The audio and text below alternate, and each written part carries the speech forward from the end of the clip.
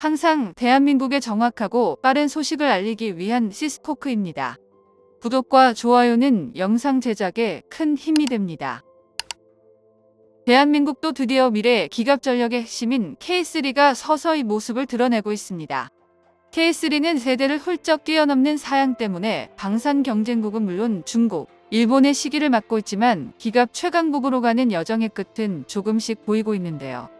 원래 국방부와 ADD는 2030년 현장 배치를 목표로 차세대 전차 K3를 개발해왔으나 2016년 개발부서가 해체되었다는 언론 보도가 나오는 등 크고 작은 우여곡절을 겪기도 했습니다. 하지만 올 6월 현대로템에서 파워팩 위치 등을 재설계한 K3 개념 모형을 발표했는데요. 현재 세계 방산 시장에 3대 전차 대장이 존재하는데 미국 에이브람스, 전차 강국 독일의 레오파르트2 그리고 대한민국의 K2 흑표 전차입니다. 오늘은 새롭게 공개된 K3와 대한민국의 막강한 기갑 전력에 대해 알아보겠습니다. 이번에 K3의 새로운 설계가 공개됐습니다. 기존보다 전체적으로 더욱 미래지향적인 모습이 되었는데요. 새로운 모습의 K3는 K2 흑표의 피탄거부 컨셉을 더욱 강화한 모습입니다.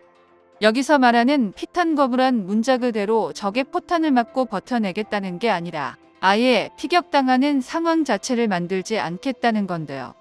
예시로 반능동 유기압식 ISU를 탑재한 K2는 이른바 무릎 꿇기라고 불리는 극단적인 움직임까지 가능합니다.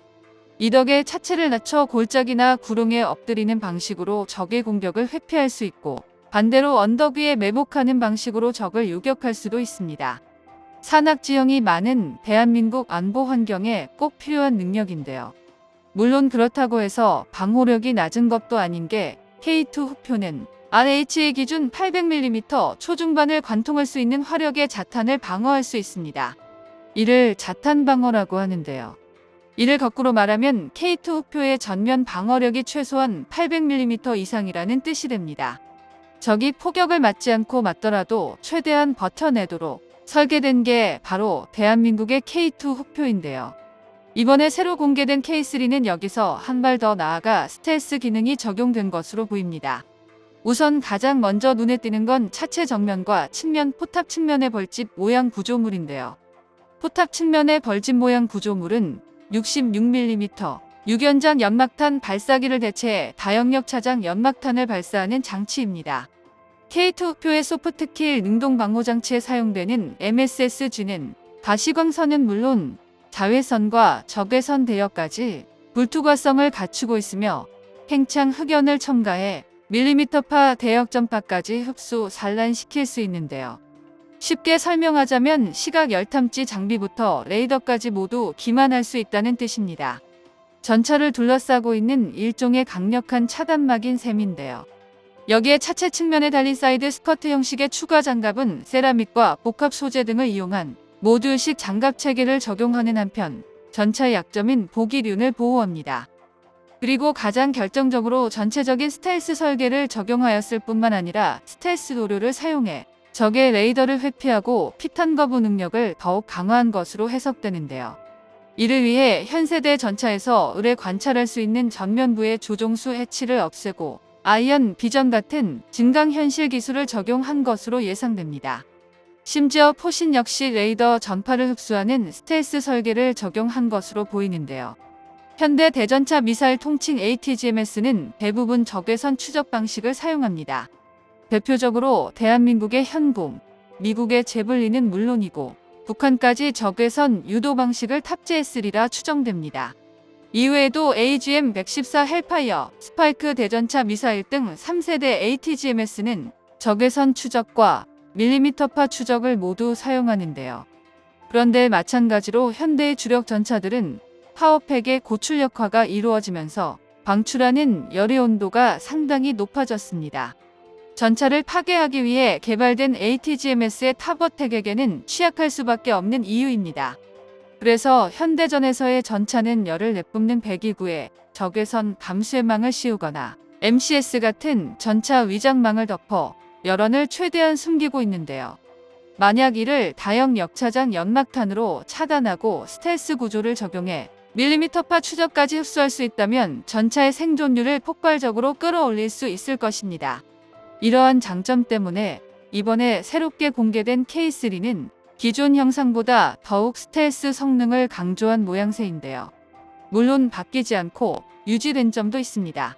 우선 이번에도 역시 130mm로 구경을 키운 주포가 눈에 띕니다.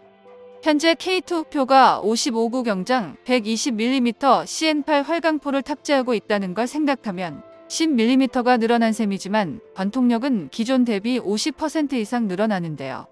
130mm 주포의 위력은 현재 시장에 나와 있는 모든 주력 전차의 전면 장갑을 관통할 수 있는 수준입니다. 이처럼 구경을 올릴 때마다 화력이 기하급수적으로 치솟기 때문에 과거 개발팀에서는 K3에 140mm 전열 화학포를 탑재하는 방안도 논의되었었는데요. 전열 화학포는 장약의 연소에서 뿜어져 나오는 화학에너지를 전기에너지로 제어하여 탄체를 가속하기 때문에 포탄을 레일건에 버금가는 속도로 발사할 수 있습니다. 일반 화포와 레이건의 장점을 모두 가지면서도 훨씬 다양한 탄종을 운용할 수 있고 전력 소모량도 훨씬 적은데요. 그러면서도 장약 연소를 보다 정밀화하여 관통력을 비약적으로 상승시킬 수 있죠. 전열 화학포는 상당한 연구가 필요하며 미국조차도 오래전 개발했지만 아직 양산 계획조차 잡지 못하고 있을 정도입니다. 물론 실험만 된다면 세계 최초의 전차 영국의 마크1이 꿈꿨던 육상 전함을 드디어 실현할 수 있는 기술인데요. 하지만 이건 어디까지나 꿈같은 얘기고 전열 화학포를 전차에서 운용하기란 불가능에 가깝습니다. 우선 반동이 강해질 수밖에 없기 때문에 55톤 내외인 전차의 무게로 반동을 감당하기 어렵습니다. K3의 경우 대한민국 지상무기 체계에 따라 자주도어를 염두에 둘 수밖에 없기 때문에 중량을 55톤 이상으로 올리기 어렵죠. 그러므로 모듈식 장갑이 세라믹과 복합 소재를 이용해 최대한의 경량화를 추구하는 것도 이 때문인데요. 포탑의 대형화, 전기 에너지에 의한 고온과 가격 상승 등도 간과하기 어려운 단점으로 결국 K3는 현실적으로 최선인 130mm 활강포로 완전히 가닥을 잡은 것으로 추정되고 있습니다.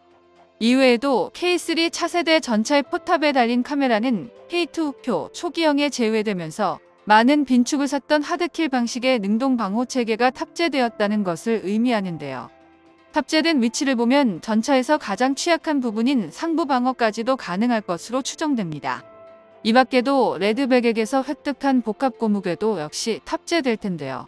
이제 남은 과제는 이미 보유한 기술을 K3에 적용하고 기존 기술을 더 발전된 형태로 개량하는 것입니다. 대한민국의 차세대 전차가 최첨단 방산무기로 세계 시장을 점령하는 날이 오길 기원하겠습니다. 정보가 도움되셨다면 구독과 좋아요 부탁드립니다. 이상 시스코크입니다.